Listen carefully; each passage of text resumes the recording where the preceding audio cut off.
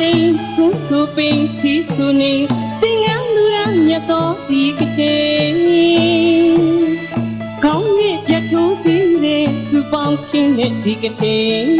không nghe quê ra ca nhà na lưu tam nhà cái chế tinh đi ra say cá lý nghe lưu áp bị việc kinh lệ đi cái chế phía mà sinh cháu mà tinh xuống thu bình xí su ni tinh ngắm lưu răng nhà to đi cái chế ta na yêu mà mê ni lu la pa ma khu yang gi ni che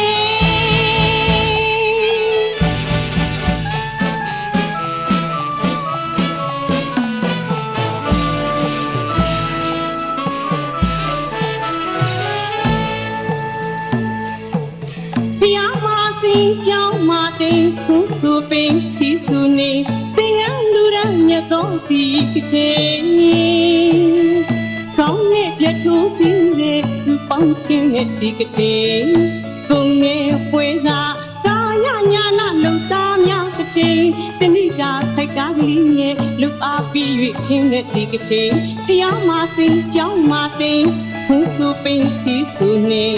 tên ngang lưu ra nhà tôi đi cái chế ta na yêu mà mê ni lưu la pa ma thu yang đi nhị chế lưu đó ca chú tiếng ngao và chú gia vùng sinh lưu nga yu han o nya chú tiếng ngao và ya chi đi cái thế lưu đó cái ca chú tiếng ngao và chú gia vùng sinh lưu nga yu han o nya chú tiếng ngao và ya chi đi cái thế trong cái ca na de lưu ra cao si du trong mà tung lưu xếp cho không không lưu tung lo mu ye ra vậy từng gì ha trong chiều công thức thì cái mà cái lạ chê thì trong mà lưu ya đây cô mà xuôi là sang đi cả nhà ra tiếng nghe lưu ya cái thì mà xin cháu mà xin xuống su bên xí su nê tiếng lưu ya nhà đó đi cái thế ta na yêu mà mê ni lưu la pa ma thuốc yang gi nhị chế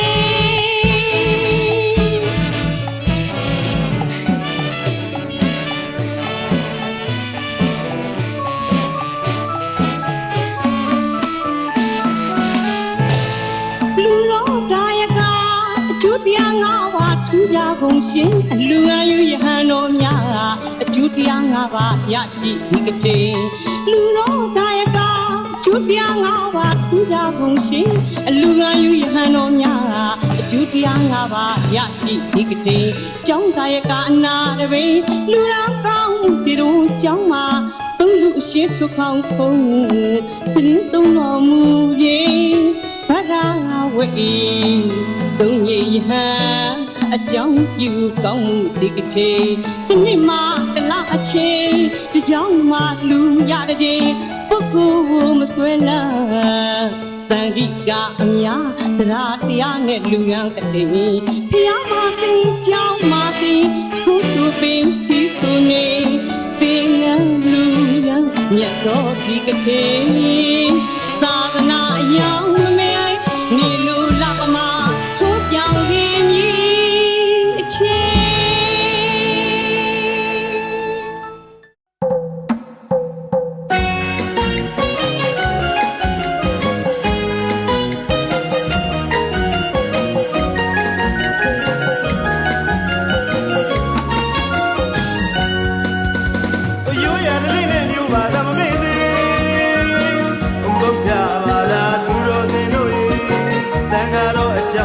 có một đồ quá nhà gì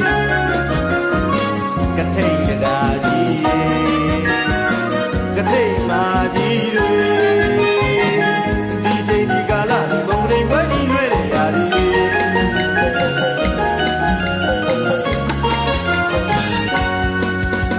yêu ya đi nè yêu bà ta mê đi không bước ra bà ta từ rồi từ rồi đang ở đó trong thì đồ có một đồ quá nhà gì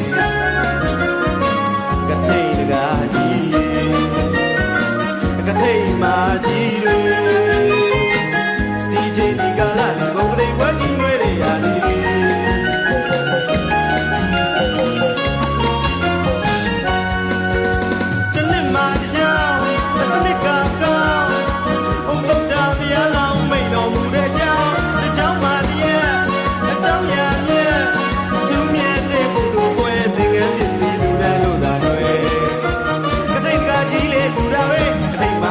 လူရာမေဘုံသိမ်ပွဲ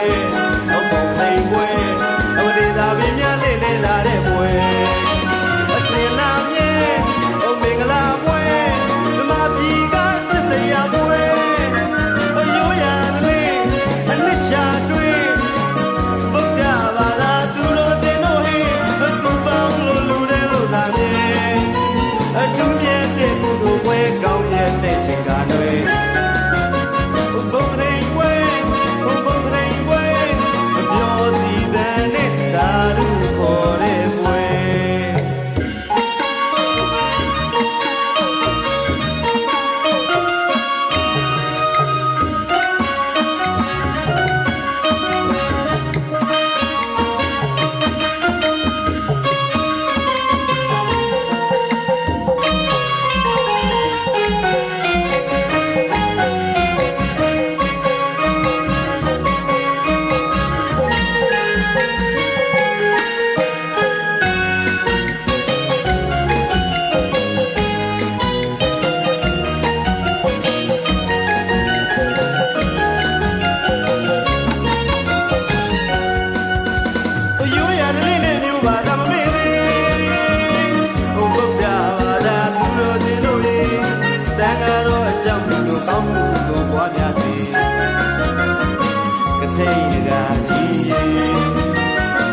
ကထိန်မာကြီးတွေဒီချိန်ဒီကာလလေးဘုံကလေးပွဲကြီးနေရရာဒီ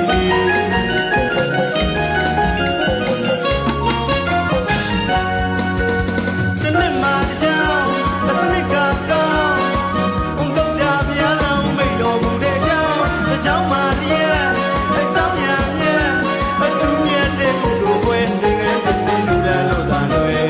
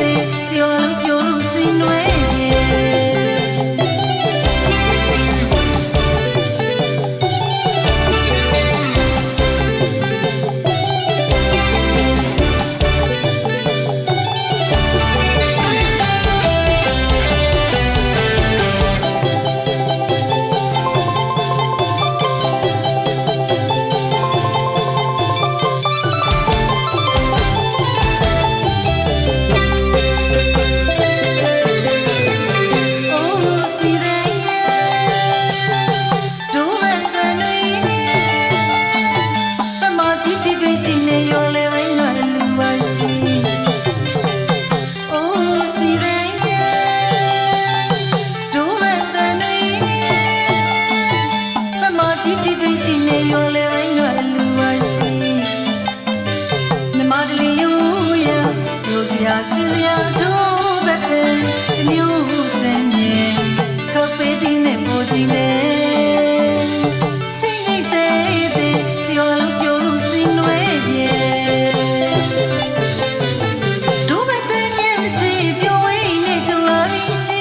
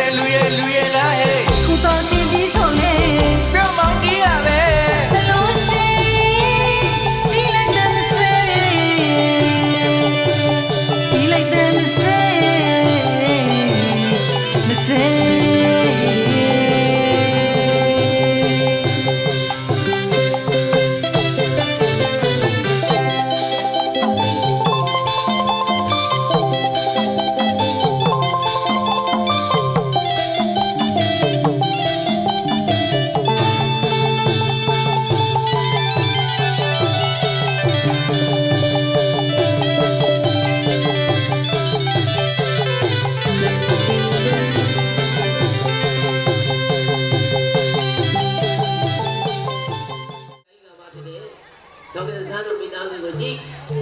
လူကြတန်းကြပိတ်ကန်းဆွေးနေကြတယ်အဲ့တော့ကဘာစီဘောကျော်ဘုရားတို့တို့ကခံယူထားတာဗုဒ္ဓဘာသာဖြစ်တယ်ဗုဒ္ဓဘာသာတွေဟာထိမ့်သိမ်းရမယ်သူစီသူကံသူနီလနဲ့နေရာထိုင်တာသွားတာလာတာကစကြီးသူယုံနေရွယ်သူလေးစားငယ်သူတနာဆိုတဲ့ထုံတန်းစကားတွေရှိတယ်ဒါတွေကိုဘုရားတို့တို့တွေကထိမ့်သိမ်းရ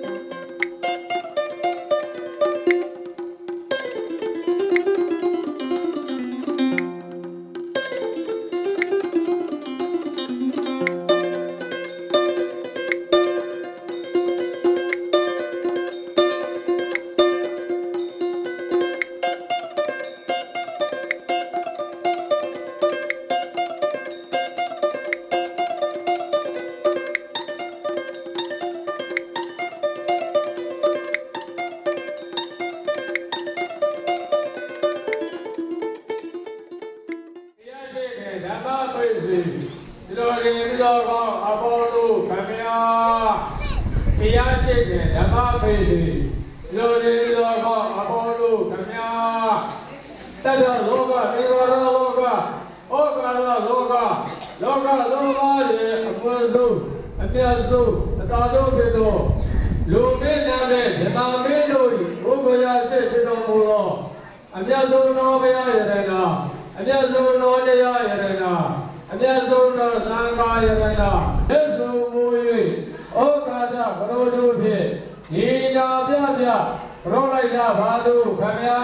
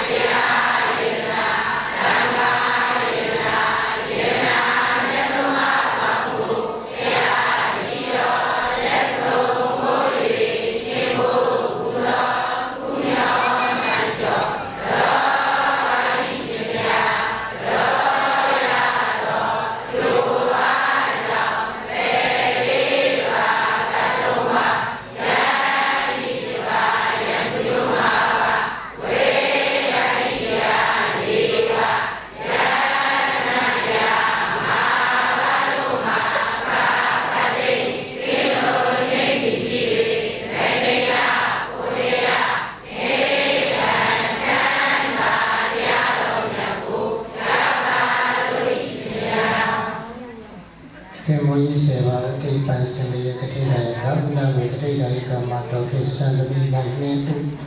ဘလနဝေဥကျော်လွယ်တော့ခေအေးမှုဥခိုင်စုံတော့ခေဖြူဝဲတာ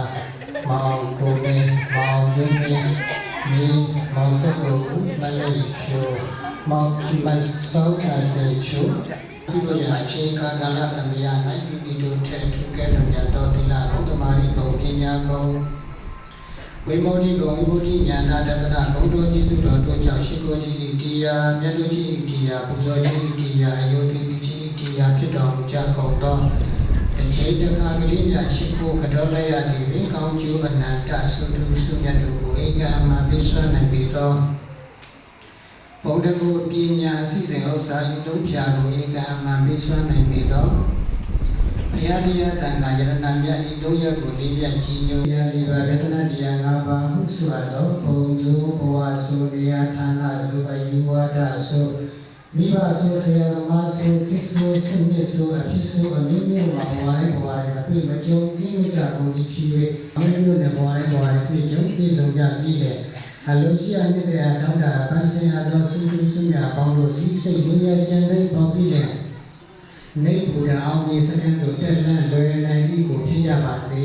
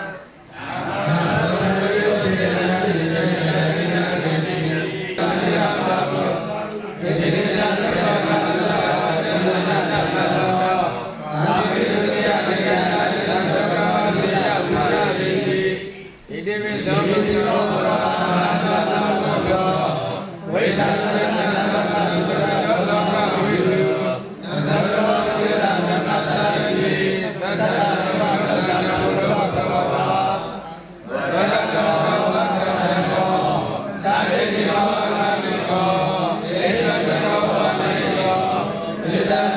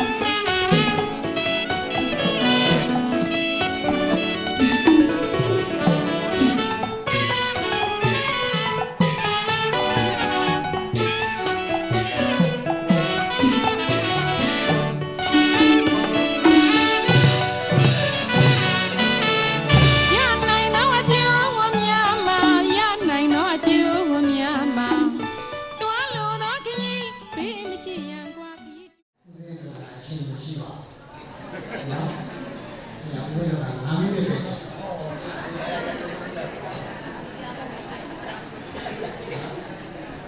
အဲဒီနေ့တစ်ချိန်ကမှာဘုရားရဲ့လာဓမ္မလေးတရားလေးအားလုံးကအချင်းဆိုတာဒီအားလုံးအခါနဲ့လိုက်လို့ဆိုကြနော်ပြောင်းမရမြဲလာကတိကြီးအချိန်ကာလပြောင်းမရမြဲလာကတိကြီးဘုရားရဲ့ကတိရဲ့အတိတ်နဲ့ပြီးသွားနော်ကျန်လိုက်လို့ဆိုတာအကျိုးတရားရွေမသွားမြဲညာကတိကြီးအကျိုးတရားရွေမသွားမြဲညာကတိကြီးရရှိလာတဲ့အကျိုးတရားတွေကလည်းပဲပြောင်းလဲမသွားပါဘူးတဲ့တန်ခါရရှိတဲ့ရရှိတဲ့အကျိုးတရားတရားဓမ္မတွေရရှိတဲ့အကျိုးတရားကလည်းအတူတူပါပဲတဲ့အဲ့လိုပြောင်းလဲမသွားတဲ့အတွက်ကြောင့်မြဲမြံခိုင်ခန့်တဲ့အတွက်ကြောင့်လည်းဘာလို့ခေါ်တာလဲကထိန်လို့ခေါ်တယ်တဲ့အဲ့ဒီကထိန်ခင်းတယ်ဆိုတာဘယ်လိုခင်းတာလဲဆိုတော့လိုက်ပြီးတော့ဆိုရအောင်တလကျိုးကငါလပွားပြန်သွားခင်းသည်မြည်တလကျိုးကငါလပွားပြန်သွားခင်းသည်မြည်ငါရရှိနေမဲ့တဲ့ကြောင့်အဲ့ဒီတင်ကခင်းလိုက်တော့ခုတို့တွေကဓမ္မတွေထိုင်ထားတဲ့အနောက်ကအခင်းတွေပဲဖြတ်ပြီးတော့ခင်းလိုက်တော့လူတွေအများကြီးစပ်ပြီးတော့များများအကျိုးရှိသွားတယ်လို့ပဲတဲ့ငကိုရရှိတာကတော့တလပဲအဲ့ဒီတလကတို့တွေကဓမ္မတွေကတင်ကလူပြီးခင်းပေးလိုက်တဲ့ကတိတင်ကလှူပေးလိုက်တဲ့တန်ခါလူကတင်ထဲမှာသွားပြီးတော့ကတိခင်းမှာအဲ့လိုကတိခင်းလိုက်တဲ့ရရှိတာကအကျိုးတရားကတလပဲသို့တော့ကတိတင်ကလူပြီးတော့ခါနာတင်ရတယ်အဲ့ဒါဖြတ်ပြီးတော့ခင်းလိုက်တယ်လို့ပဲတဲ့အကျိုးတရားကနော်ဒါကြောင့်ဆိုတလကျိုးကငါလဘွားပြန်သွားခင်းသည်မြည်နောက်တစ်ခါကျတော့ကတိကိုဘယ်အချိန်မှခွင့်ပြုတာလဲဆိုမြတ်စွာဘုရားရှင်14ဝါရ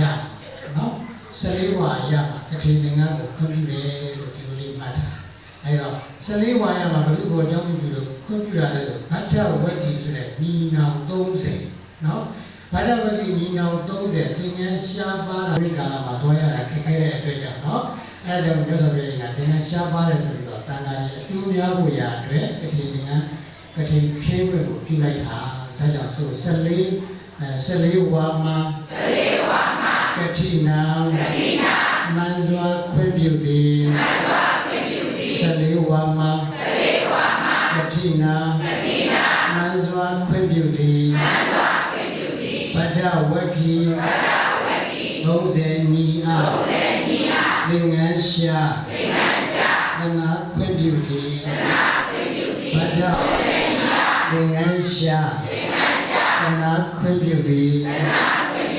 အဲ့တော့ကတိသင်္ကန်းခွင့်ပြုလိုက်ပြီဆိုတော့ကတိရရှိလာတဲ့အကျိုးတရားတွေကပါလဲဆိုတော့သံဃာတော်ရှင်ဒီဘက်တွေမှာလွတ်လပ်ရေးရတာလေပေါ့။တချို့သိက္ခာပုဒ်တွေဆိုလို့ရှိရင်မြတ်စွာဘုရားရှင်ကခုမပြုပဲသွားတယ်ဆိုလို့ရှိရင်သွားတဲ့အပြည့်စားမယ်ဆိုရင်စားတဲ့အပြည့်သင်္ကန်းပရိက္ခရဲ့ဒိဋ္ဌာမတင်ဘူးဆိုလို့ရှိရင်ဒိဋ္ဌာမတင်မဲ့ထားရင်ထားတဲ့အပြည့်သင်္ကန်းပရိက္ခရဲ့များများထားတယ်ဆိုလို့ရှိရင်များများထားတဲ့အပြည့်တွေရှိတယ်။အဲ့လိုဝိနည်းသိက္ခာပုဒ်တွေကို short ချပေးလိုက်တာကလည်းဒီကတိသင်္ကန်းကပဲ short ချပေးတာတပါးတခြားသောအတူတွေကလည်း short ချပေးလို့မရပါဘူးတဲ့။နိုင်တယ်ညာနိုင်ပြီ။ညာရင်နိုင်တယ်ညာနိုင်ပြီ။တာခြင်းနိုင်တယ်တာနိုင်ပြီ။တာခြင်းနိုင်တယ်တာနိုင်ပြီ။အဲ့ဒါကျိုးတရား၅ပါးပဲ။ဒီကျိုးတရား၅ပါးမမှတ်မိတဲ့ဒီမှာဆိုလို့နောက်တစ်ခေါက်တော့လိုက်ဆိုတာအောင်နော်။တွားခြင်းနိုင်တယ်တွားနိုင်ပြီ။တွားခြင်းနိုင်တယ်တွားနိုင်ပြီ။စားခြင်းနိုင်တယ်စားနိုင်ပြီ။စားခြင်းနိုင်တယ်စားနိုင်ပြီ။ညာခြင်းနိုင်တယ်ညာနိုင်ပြီ။ညာခြင်းနိုင်တယ်ညာနိုင်ပြီ။တာခြင်းနိုင်တယ်တာနိုင်ပြီ။တာခြင်းနိုင်တယ်တာနိုင်ပြီ။နောက်ကကတိလေးတော့ဒါလည်းကျေချက်ပေါ်တာပေါ့နော်။အဲ့တော့သင်္ကန်းတပိတ်ဟုတ်လားပရိက္ခ၈ပါးထဲမှာလည်းပရိက္ခ၈ပါးလုံးကတိသင်္ကန်းခင်းလို့ရတာလားဆိုတော့မရပါဘူးတဲ့။ဘာလုံးတဲ့နဲ့ပဲကတိခင်းလို့ရတယ်တပိတ်တွေနဲ့ဓာတ်တွေနဲ့အပ်တွေနဲ့ကတိခင်းလို့မရပါဘူးတဲ့။အဲ့တော့ပရိက္ခ၈ပါးပါလေသင်္ကန်းတပိတ်နော်တပိတ်ဒါအခါတိုင်းရည်စစ် ရှစ်ခုဖြစ်စင်စစ်ပြိခေယနော်ဒါပြိခေရှိပါဘူးပြိခေရှိပါဘာလဲဒီလိုဖြစ်တယ်နော်အဲ့တော့ပြိခေရှိပါထဲမှာလည်းဘာနဲ့ပဲထူလို့ရတာလဲသင်္ကန်း3တယ်နဲ့ပဲထူလို့ရတာတဲ့ဘယ်နဲ့ထူလို့ရတာလဲ3တယ်နဲ့ပဲထူလို့ရတာဟောအဲ့တော့3တယ်နဲ့ပဲထူလို့ရတယ်ပြီးတော့ဒီကနေ့ဘာနဲ့ထူတာသင်္ကန်းနဲ့ထူလိုက်တာအဲ့ဒီသင်္ကန်းထူလိုက်တာပေါ့နော်အဲ့တော့ကတိပစ္စည်းဟောဒီရှင်ပြားဆောင်းဒီပိုင်းသင်္ကန်းလူပိုင်းအစရှိတဲ့ထူတန်းလို့ရတယ်အခုကတိခင်းတဲ့သင်္ကန်းကျတော့ပုံကိုရည်ရပြီးတော့ထူလို့မရပါဘူးတဲ့ဘာရည်ရပါလဲတန်ခါကိုရည်ရပြီးတော့ထူပါမှာတန်ခါကိုကတိသင်္ကန်းထူတာထူတယ်ဆိုတာဒါကိုပြောတာပုံကိုရည်ရပြီးထူလို့မရဘူးတန်ခါကိုတန်ခါရည်ပဲလူပဲထူတယ်မြတ်ကတိပုံကိုမရွယ်တန်ခါရွယ်လူပဲထူတယ်မြတ်ကတိ12လရှိတယ်12လရှိတဲ့ထက်မှာလည်းတလပဲခင်းလို့ရတယ်အဲ့တလမှာလည်းပဲဒီကမထူဘူးတဲ့အထူရဲ့လို့ရှိသေးလားဆိုတော့မရှိတော့ပါဘူးတဲ့အဲ့တော့ဒီနေ့ထူရတာကတော့အဲ့လိုထူတဲ့ထူကြတဲ့ဟုတ်လားတစ်ခေတ်ကိုထူရတဲ့ဖြစ်ကြောင်းတဲ့ဝမ်းမြောက်စရာကောင်းပါလေဝမ်းမြောက်ဝမ်းသာစရာကောင်းတာလည်းပဲဝမ်းမြောက်ဝမ်းသာတယ်လူနာဘူးလေယခုတခါလူရတာဒေါ်စွာဝန္တာလေဝန္တာခိုင်မာဖြစ်ပြတာရှုတာတရားမီဖြစ်ပြမင်းကလိစ္စာဒိဋ္ဌာတိနိုင်သည်လက္ခဏာစိတ်တွင်ခုမြင်အကုန်ပင်ပြီးတော့သည်ဒါဆိုရှိရင်တည်းရဲ့ကလေးခဏရဲ့ကလေးကျူရရဲ့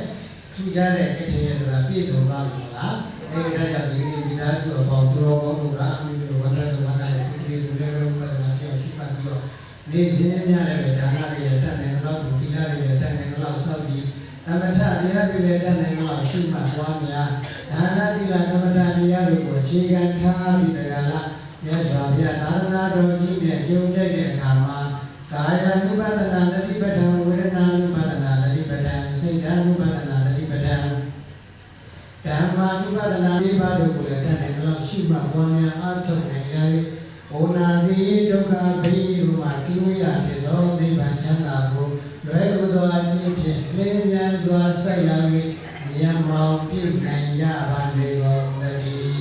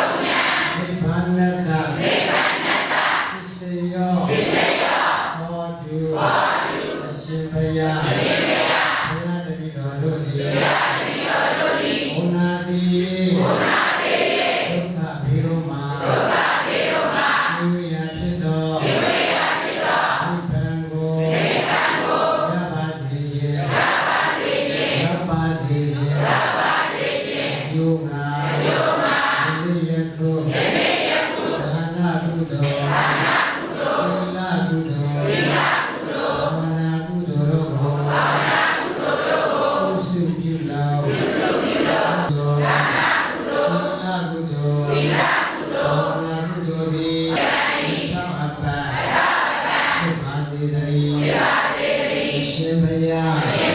ဘုရားတပည့်တော်တို့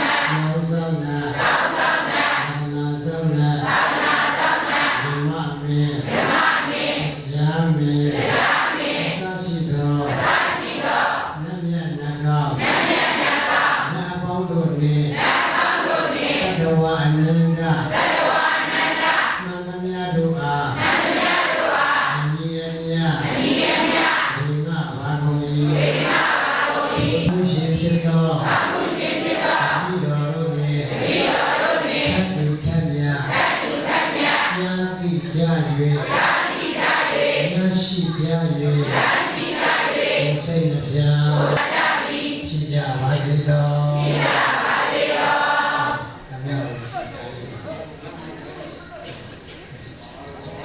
အာ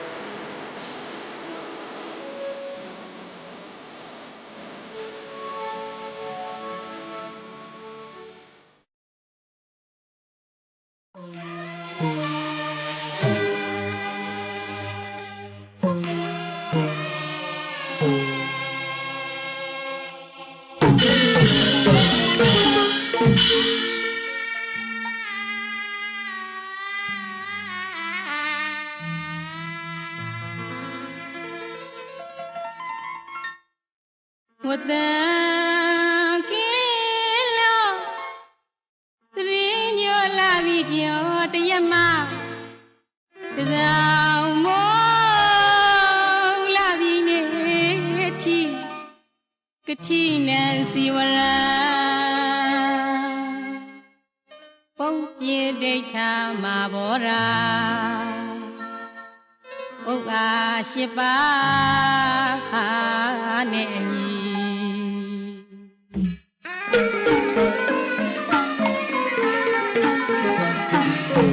ကထေယစဘာလာဝဲကြီးအကြောင်းပြုခဲ့၍ရှင်တော်မြတ်ဖျားကခွင့်ပြုတော်မူသည်ကထေအကျိုးအားထားဝဲယုံကြည်ဒီနဆ န္ဒရာမိတ်ပြအမည်ရှိသောလူတစ်ယောက်သည်သူမနာစီရီတောင်ချိတ်စီရီနီသောဝိပသောလူငယ်ဘူးသည်လွန်သောအခါဥဒ္ဒတငရဲကြသည်မိမိပြုခဲ့ဘူးသောဝိပသောသတိရလေသည်ငရဲမှကျွလွတ်၍နတ်ပြည်ဆန်းစားရလေသည်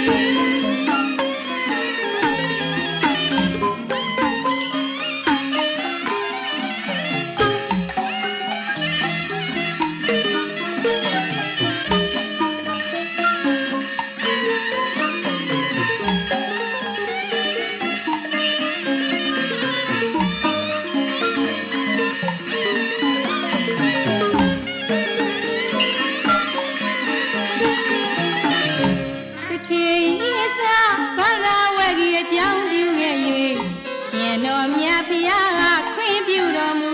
သည်ကထေဤအကျိုးအားထားဝယ်ယုံကြည်ဒီနသန္ဒရာမိတ်တာအမည်ရှိသောလူတစ်ယောက်သည်သူမနာစီရီတောင်ထိတ်စီရီနီသောဝိပသောလူကဲဘူးသည်လွန်သောအခါဥဒ္ဒတငရဲကြသည်မိမိပြုခဲ့ဘူးသောဝိပသောကိုသတိရလေသည်ငရဲမှကျွလွတ်၍နတ်ပြည်ဆန်းစားရလေသည်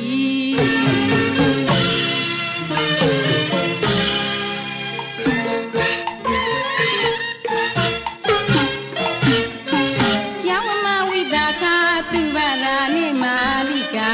ဘုဂရေထိုက်ကဲမဟာလပြတန်သာဆင်းရဲရခြင်းဒီတင်ငန်းကိုလူလူဖြစ်သည်ကျောင်းမဝိတာခသူဗရာနေမာလိကာဘုဂရေထိုက်ကဲမဟာလပြတန်သာဆင်းရဲရခြင်းဒီတင်ငန်းကိုလူ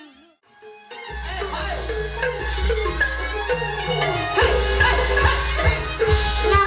ပါဝိဝိဝိပလာတကားရံလေးညံဝိဝိတွေတော့နွေနွေရှိရှိနေနေရောစီနာနာရှာပတ်ပါနဲ့နာနာဟဲ့ဟဲ့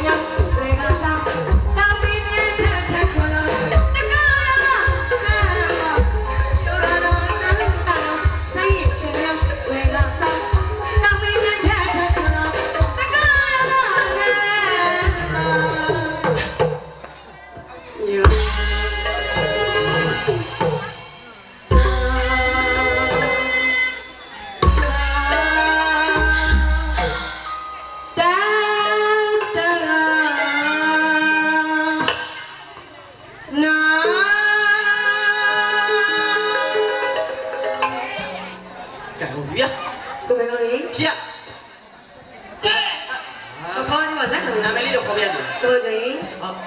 တကယ်တမ်းကိုရမှာလေနော် ရှာလေးဦးတော့ဒီလိုပါပဲသူ့ရာဒီဟုတ်တယ် ကျွန်းနေရမယ်နော် ဟုတ်ပြီ အဲ့တော့ကိုရင်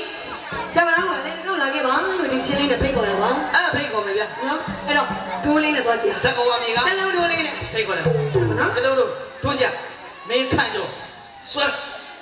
ကဲလာခဲ့ကြနော်ဟိုကြအာလူကျော်ဝယ်သွားကြဟုတ်လားလာခဲ့ပါကျော်တော့မပေါ့ကျော်ကြီးလို့မေးတယ်သူမမသိဘူးဟောသိတယ်ကဲစမယ် let's go တ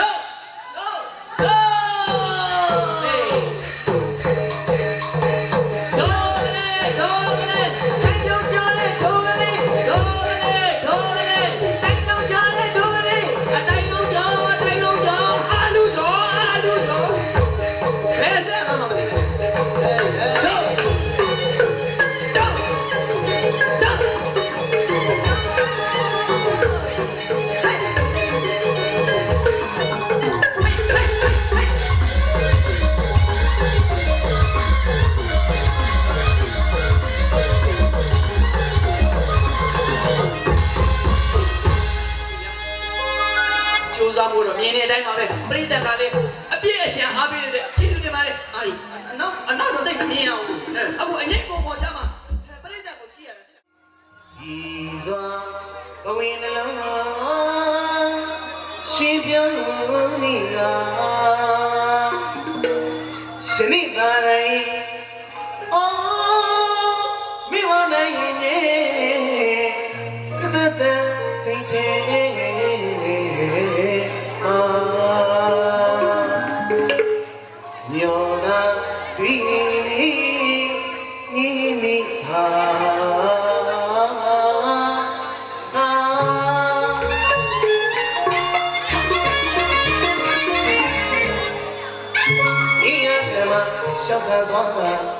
အနိုင်တော်တနေ့မှာရေသာစင်ကထုတ်ပေးပြုလေးချစ်စရာဝိပင်လာစီကံလာဒီပုံကမာတကယ်ကြောင့်လို့ချစ်ကြည်လို့စွာငါပါတော့ရင်စွာ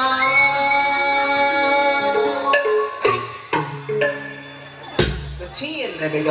အစိုးရကြီးဦးလမ်းမိုးဆိုရတယ်တက်ကတူကျောင်းသူတူဟုတ်တယ်နော်ဒါလေးကိုတို့တချင်းကအားလုံးရပြီးသားပါဟေးစိုင်းငါထားတာဆိုတော့တီးကျင်သေးတာဗျဟုတ်တယ်နော်ဟုတ်အင်းညာကံမှာဆုခါတော့ဟုတ်ဒါ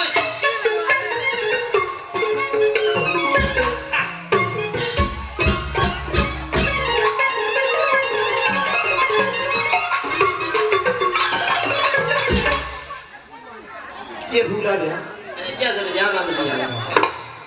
ရှိစကားတော့တရားပါလေမွေးနေတယ်အဲ့ဒါကြောင့်ပြိတ္တလည်းအားနာလာနော်ရတာလေးခံရရတာပူတာဟုတ်ဗျာမသိရင်ဘွဲ့အိမ်ပါကိုလက်ကြရီကတ်နေတယ်ဒါပဲမန်းတဲ့ရောက်လို့တော့ဒါပါဇက်လည်းညင်မနေအောင်နားလည်းညင်မနေအောင်လက်လည်းညင်မနေအောင်ဟုတ်လားဆိုတော့မပြန်သေးနဲ့ဦးဖြည်းပတ်စံကြေအောင်မှာကောက်ကြအောင်နော်မြဲသွားတာနဲ့မပြန်သေးနဲ့အလိုလိုမှအလုပ်ပဲမရှိပါဘူးလို့ပြောနေတယ်ဟုတ်ကဲ့တော့ကြောင့်ညဒီထိုင်နေတိုင်ပတ်နေလည်းပဲကိုပေါ့ကျော်ခမည်းနဲ့ကျုပ်နဲ့တေးကြဟိုမင်းကြီးကိုချားရဲသွားထိုင်နေရတယ်အဲ့တော့ကိုပေါ့ကျော်မပြတ်ဘူးလားလို့မေးတာခမည်းပတ်စံပြတ်တာမေးတာမဟုတ်ဘူးဟာဒီတီလို့တီးကွက်အပြတ်တောင်းနဲ့တီးထားတာမပြတ်ဘူးလားမေးပြတ်တယ်ဗျဟုတ်တယ်နော်ဟုတ်ပြန်တီးကြလိုက်ဟုတ်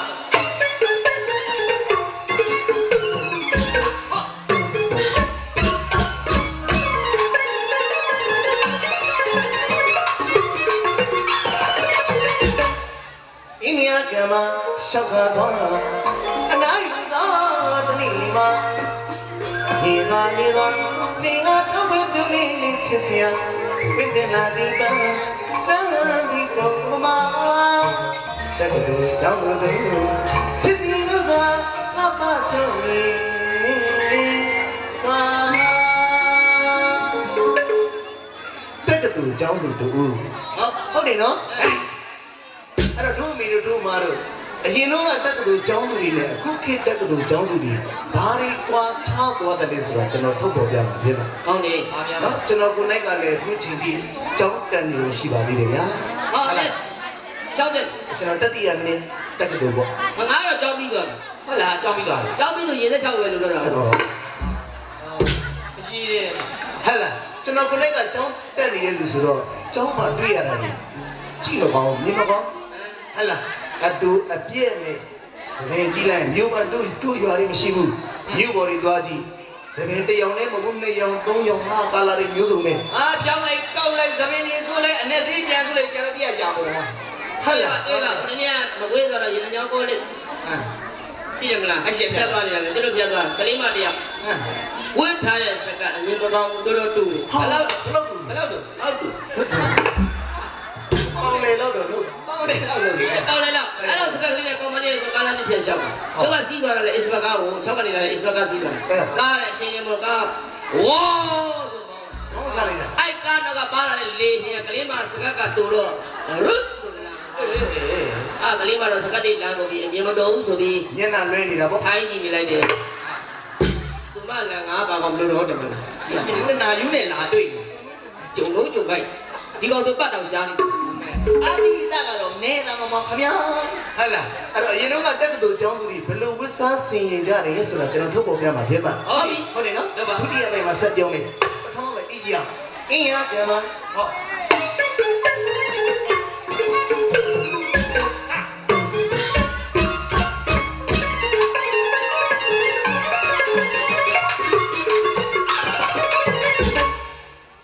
ရှင်စရုံညမအဝေးပန်းတန်ရှုကနေလူဝသိလက်ရှိတူတူလေးဝိလာချက်သိနေနေခမေးပန်းကရင်တွေနေလာနတ်မောင်ပရိပါလောက်ပါရင်ဒီပုံလာလေးနေအာအရင်တော့တက္ကသိုလ်ကျောင်းသူတွေကဘယ်လိုဝစ်စားစီရင်လဲဆိုတော့ကျွန်တော်ပြောမှာမဟုတ်ဘူးတချင်းထဲမှာပါပြီးသား ပါပြီလား ဟုတ်တယ်နော်ဒါကြောင့်အမှုမဲ့အမမဲ့နားမစင်နေလို့ပြောတာအမတ်တရားလေးဖြစ်အောင်နားဆင်ပေးပါခင်ဗျာဟုတ်တယ်နော်အရင်တော့တို့မြန်မာလူမျိုးတွေမြန်မာအမျိုးသမီးတွေတပည့်ရှင်စရုံညောင်းမှာတပွင့်ပန်းပန်းလာမိမကောင်းပန်းပန်း ဖွင့် အဲ့ဒီအထိပဲတို့ပြီးတော့အားလုံးနားလေဟုတ်တယ်နော်မိမကောင်းတွေကပန်းကိုတပွင့်နဲ့ပန်းတာဗျဟဲ့လားရှုခံကြီးလူဝါသွင်းလက်ရှိထူထူလေးဝေကအရင်တော့ရင်ပုံးအင်းကြီးလက်ရှိအင်းကြီးတဲ့ဝေကြ ဟုတ်တယ် ဘုခင်မဝတ်တော့ဘူးဘာလို့ယူလူ ဝတ်တော့ဝတ်ပါတယ်ထင်ကြတယ်ရင်တောရဲသွားရအသားမဲမှာတော့ ဟဲ့လား အသားကြီးပဲသိတယ် တို့ရွာဒီမှာပဲဝတ်တော့တာယူပေါ်ဒီအဲ့ဒါတွေမတွေ့ရတော့ဘူးဗျဟုတ်တယ်နော်အဲ့တော့တို့မိတို့မျက်လုံးထဲမှာမြင်အောင်ကြည့်ရှုခံကြီးလူဝါသွင်းလက်ရှိထူထူလေးဝေကလာပြီချက်သိနီနီထမိန်မကရင်တရိနေစွာထမိန်မလေးပန်းကလေးတွေနေ ချက်လေးတယ် ဟုတ်တယ်နော်ခါထင်းမဲလာတယ်မဟုတ်ဘူးနတ်မောင်ကလေးပါလောက်ပါရင်ဒီဘုံတော်လေးနေမာဖက်နဲ့ကလည်းကလေးပါပုံတော်ဖက်နဲ့ လာပါလား ဟဲ့လားဒီခုခေတ်လူငယ်တွေသိနေမြင်ဘူးတော့အရင်တော့ဝေးကြတယ်လေကလေးပါပုံတော်ဖက်နဲ့အမြင်ကြီး မြည်ဟုတ်တယ်ဟုတ်တယ်နော်အဲ့တော့မြေလုံးလေးမှာတို့မှတော့မြင်အောင်ကြည့်ပါတို့အရင်တော့တက္ကသိုလ်ကျောင်းသူတွေကဟောခေါင်းမှာတပွင့်နဲ့ပန်ရှင်ပုံးအင်းကြီးလက်ရှင်အင်းကြီးအောက်ကထမိန်မှာပန်းကလေးတွေနဲ့ဖက်ကလည်းကလေးပါပုံတော်ဖက်နဲ့ကိုပေါ့ကျော်ဒီအမျိုးသမီးမှာကြက်တည်မရှိရင်တော့ဘသူကလှနေပါလို့ဗျာဒါပေါ့လှနေလဲစဉ်းစားကြည့်လေမျိုးသမီးကြတဲ့ရှိငါကတော့စိတ်ဝင်စားတာကတော့တင်သာဝန်းကျော်တော့စိတ်ဝင်စားအဲ့ကောင်မှကြည့်ရတယ်ရေလုံးနဲ့ရှင်းတယ်နော်ခဏကဘလုံးမှာအုပ်ဖို့3လုံးစားလောက်ပါတာဆိုတော့ကောက်ကောက်ကွန်းခဏမြင်းနေတာ ကြက်တည်တော့ငါသူ့ပြင်ငါစိတ်တူတာဗျာ ငါအပြင်းပြင်းရေလုံးကိုပြုလို့ကြည့်တာ နော်ညာလည်းကျွန်တော်စိတ်ချတဲ့သိန်းကျော်ရတယ်ဒီဘက်စိတ်ချရတဲ့ဟာလည်းကျွန်တော်သူ့ဥပစားသွားဝင်ပေးပါ ဘုရားတော့ပဲပါပဲ ဒီတလာတလာဥစားကိုပါဘူး မရှိတာမဟုတ်ဘူးဟေးတမင်းကိုအလိုပြထားတာ ဟုတ်တယ်နော်ဒါကြောင့်တို့အမားတို့အတူယူတဲ့နောက်တော့ယူပေါ့အတူမယူတဲ့နောက်တော့မယူနဲ့ဗျ ဘယ်လဲ အခုတို့လူငယ်တွေကလေဘာလဲဆိုတော့တို့ကိုရီးယားကားတွေပေါ်လာကိုရီးယားမလေးတွေဟောစကက်တူလေးတွေဝတ်တော့လှတယ်လေတို့ကလည်းအသားပြူတယ်လေဟဟလားတို့မြန်မာလူမျိုးတွေကလိုက်ဝတ်တော့ဘာတွေပေါ်လာတော့ဘယ်စင်းကိုဖူရာကြီး ရွေးကြောက်တယ်ပြောလာတာပေါ့ကွာ ဟဲ့လားအဲ့တော့အတုမယူတဲ့တာတွေမယူပါနဲ့တဲ့ဟဟလားဒါကြောင့်တို့အရင်တုန်းကမြန်မာယဉ်ကျေးမှုမြန်မာအမျိုးသမီးတွေထိန်းသိမ်းခဲ့တဲ့ယဉ်ကျေးမှုကိုထိန်းသိမ်းပြပါလို့ကျွန်တော်ပြောချင်ဖြစ်ပါ ဟုတ်ပြီ ဟုတ်တယ်နော်ဒါပေမဲ့ရှင်စရုံညောင်းမှာတပွင့်ပန်းမန်တန်လားဒီကြောင့်လိုက်ဟာ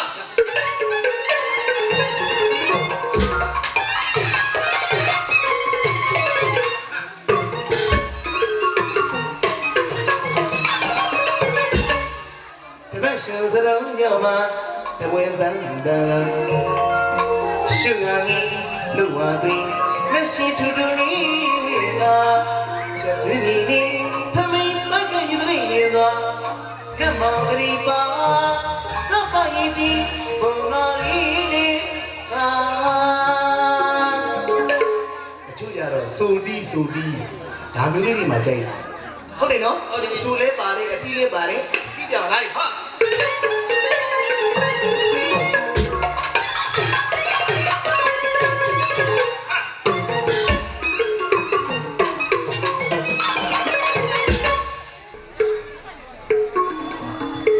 ဝနော်အဲဝါလာစမုံငိုကျဲအခုကဟုတ်ကဲ့ကျေးဇူးတင်ပါတယ်ဘာလို့မလဲမဲဘေးလို့ပါမယ်ကြီးကိုခမရလေခင်ဗျားကိုမပြေယုံကောမလုံးနဲ့အဲ့ဒါ ပါတဲ့မြေကုန်းကြီးကုန်းဆွဲနှုတ်ပြန်ပါလေဟိုမှာတော့ရေလို့ရတယ်ငါလျှောက်ပြောနေရောသုံးရစာခိုးမြင်တာဆိုအဲ့ဒါပေါ့ကဲကောကြောင့်အဆရှိရင်အဆုံးရှိနိထမ်းရှိရင်ဒီကုန်းရှိကျွန်တော်ဒီတစ်ချင်းကိုဒီကုန်းထုတ်တော့မယ်နော်ဟုတ်ပြီ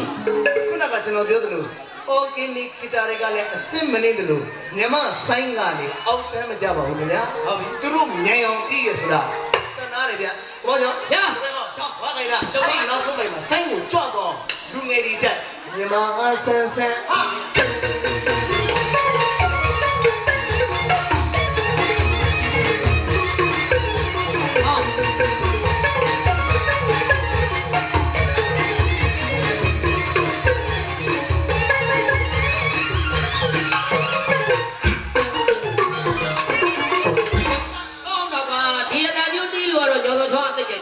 ရိုင်းနေထပ်ချလာထားလာပါတော့ဟိုက်ဟာ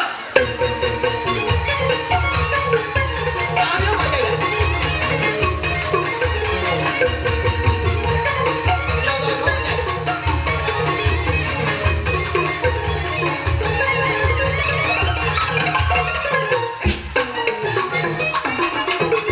ဒီလိုကလေးတော့မျက်လုံးပြူတယ်ထပ်ချလာကြတယ်မကျွန်တော်အားထားပါလားမင်းကိုဆိုးတယ်အဲ့တော့ကလေးရုပ်ပေါ့ကလေးပေါက်စားလေးတွေခိုင်းနေမယ်အယိုးတွေကနုတယ်နော်ဟဲ့လားကလေးတွေခိုင်းနေနော်ကလေးပေါက်စားတွေကပြန်ဆက်နိုင်သေးတယ်မဲကြီးကိုလေးကိုအတက်နေပြီးကျိုးဝင်ပြန်မဆက်ဘူးဂယူဆိုင်ပါနော်တက်ကြီးတွေဟောခဏမျိုးဒီနားလည်းမကျဲပါနဲ့အလူကပြိတ္တတဲ့ကျဲမှာမဟုတ်လားဟိုနည်းနည်းဟာစုချရုံနေအလူကြီးပေးလို့ပြောကောက်အောင်မှာကောက်အောင်မှာကောက်လို့မကျဲမှာအဲ့ဆိုရှင်မိုးဝင်မွားရှင်မိုးဝင်မွားဒီမှာဒီပေးလို့ပြောနေဖြည်းဖြည်းပေါ့ရပါတယ်ဟုတ်ကဲ့ပါအလူလားကိုမကြောင်အလူလားအသားတွေအရန်ဖွေးတာဘာမိတ်ကတ်တွေလိမ့်တာအဲ့ဒါပေါင်းနေတာများပြီးဂလိုးတာဂလိုးလုံးပါလေဟောဒါကကထိန်ပွဲဆိုတော့တလားလောက်ကြိုပြီးတော့ကိုရီးယားမှာထားတဲ့ဒါ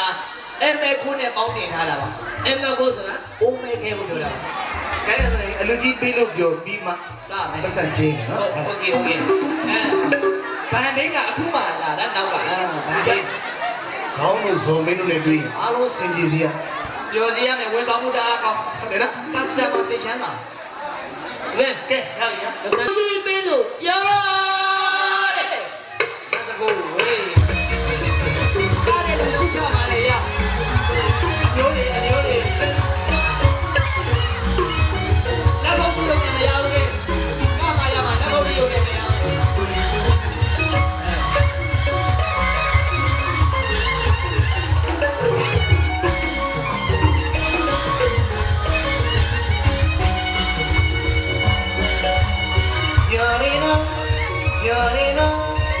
အလူကြီးတွေပါတော့သိပြဒီနေ့သမားကျွန်တော်တော့ပြောရလို့မရှိဘူးနော်တားလီကိုဝိုင်းနေကစေဝင်ကြည့်တော့ပြောတော့လာလာစေလာဘူးနော်ဝမ်းရောဝမ်းသာလူရောက်လို့ပြောစိတ်သေးပါပြောဒီကိလာပြောတမင်ချောင်းစီတော့ကြီး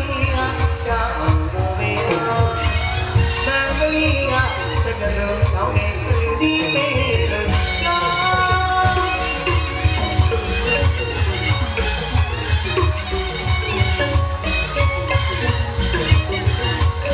ယုံ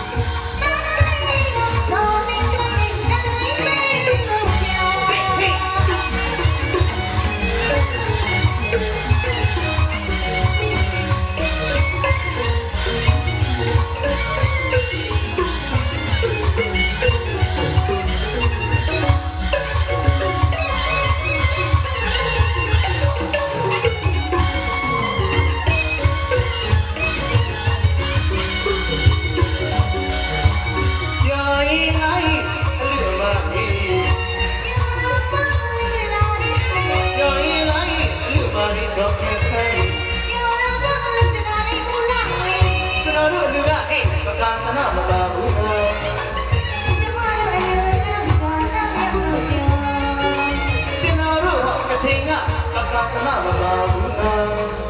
ကျမတို့လူနာမကျန် အလားစားကြည့်တာဟုတ်ဘူးနာ ဘဝသာကြည့်ရင်ဘုရား အလားစားကြည့်တာဟုတ်ဘူးနာ ဘဝသာကြည့်ရင်ဘုရား ကျမရဲ့ပြေလာ မြေမဘဝစံပြောင်းကြတယ်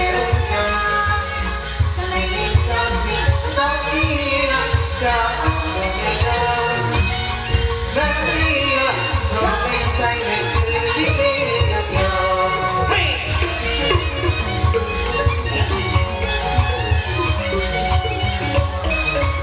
အဲ့လိုဒီပညာလေးတွေကြာ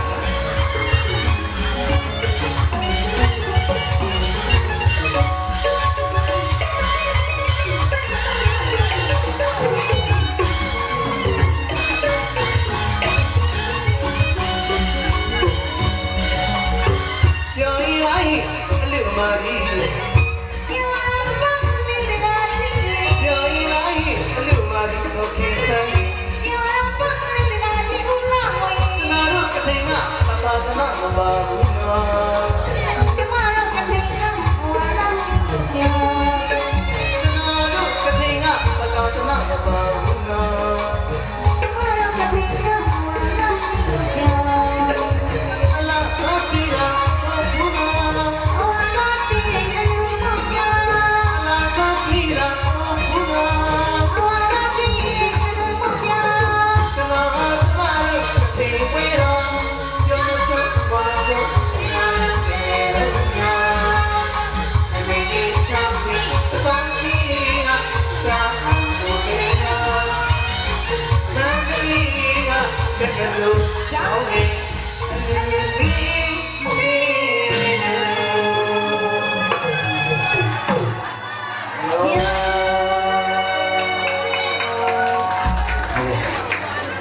ကျေးဇူးပါလေ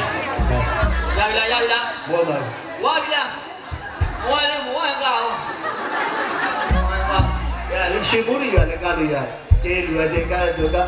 ကျင်းကပိုင်းကျင်းဟုတ်လား ကနော်အမျိုးတွေကုန်ကုန်ဒီရှင်ဒီကနာ